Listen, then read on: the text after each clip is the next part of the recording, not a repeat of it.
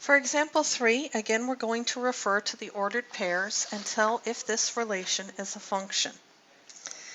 So let's look at our x values, or our domain. The values are 1, 2, 3, and 1. This time the value of 1 appears twice in our domain.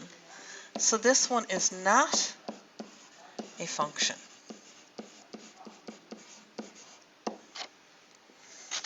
The domain value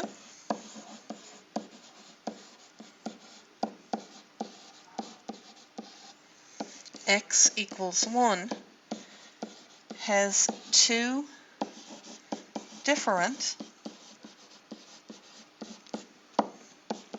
y values.